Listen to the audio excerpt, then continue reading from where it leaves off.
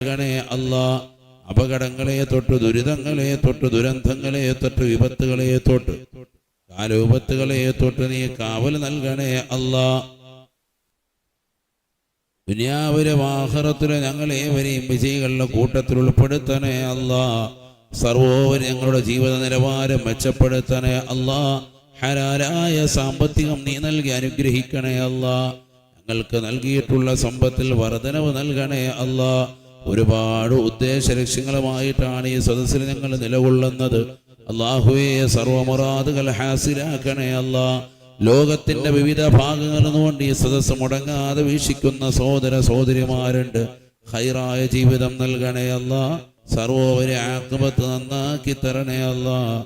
ദുനിയാവിലും ആഖിറത്തിലും ഞങ്ങൾ ഏവരെയും വിജയികളുടെ കൂട്ടത്തിൽ ഉൾപ്പെടുത്തണേ അല്ലാ. ആഖിബത്ത് നന്നാക്കി തരണേ അല്ലാ. ദുനിയാവിലും ആഖിറത്തിലും ഞങ്ങളേവരെയും വിജയികളുടെ കൂട്ടത്തിൽ ഉൾപ്പെടുത്തണേ അല്ലാ.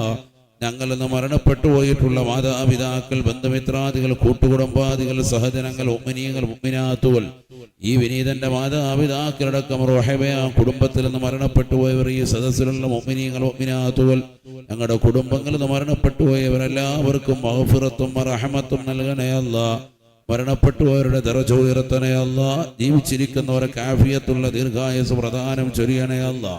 ഞങ്ങളെയും അവരെയും നാളെ നിന്റെ ഹബീബ് മുഹമ്മദ് മുസ്തഫ സല്ലല്ലാഹു അലൈഹി വസല്ലമ തങ്ങളോടൊപ്പം ജന്നാത്തുൽ ഫിർദൗസിൽ ഒരുമിപ്പിക്കണേ അല്ലാ. അതിനുതകുന്ന മജ്ലിസായി മജ്ലിസിനെ ഖബൂലാക്കണേ അല്ലാ.